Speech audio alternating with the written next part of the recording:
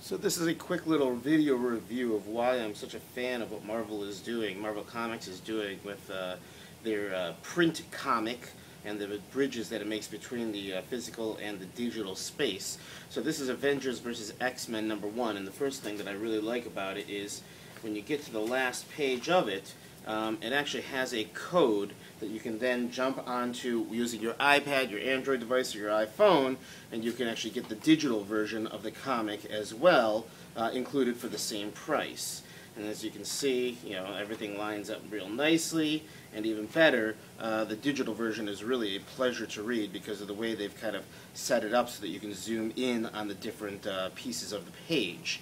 Now the other thing that I really like about it that they just added was this little element right here. You see that little code that says AR?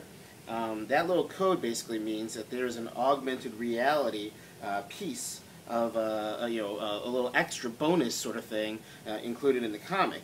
So you load up the Marvel Augmented Reality app, and then when you shine it right over that, it'll load up some extras.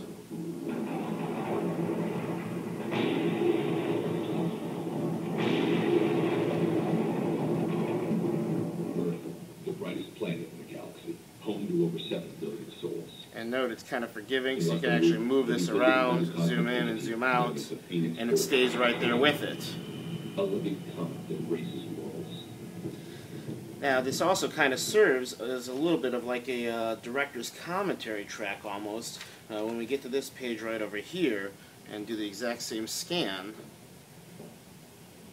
Hi, I'm Marvel Comics Editor-in-Chief Axel Alonso, welcoming you to Avengers vs. X-Men, an event you'll experience like none before through the Marvel AR app.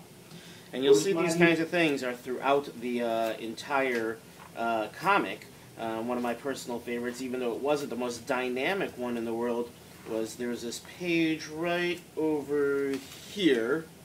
It's a very, obviously, kind of almost flamboyant page per se, but watch what happens when you kind of highlight it with the app.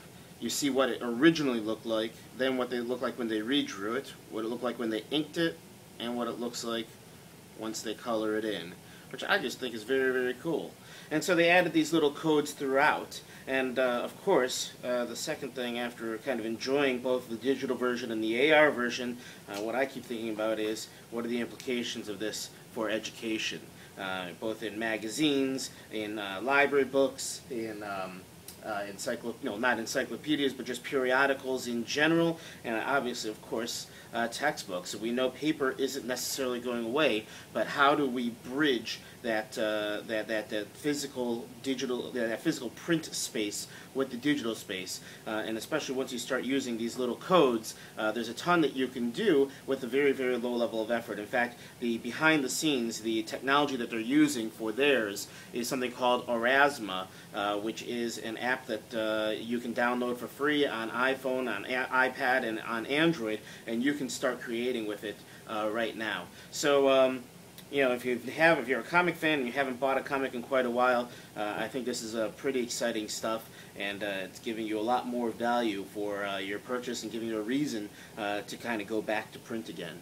So hope that enlightened just a little bit, and I'd love to hear your thoughts on what this means for the future of print in education.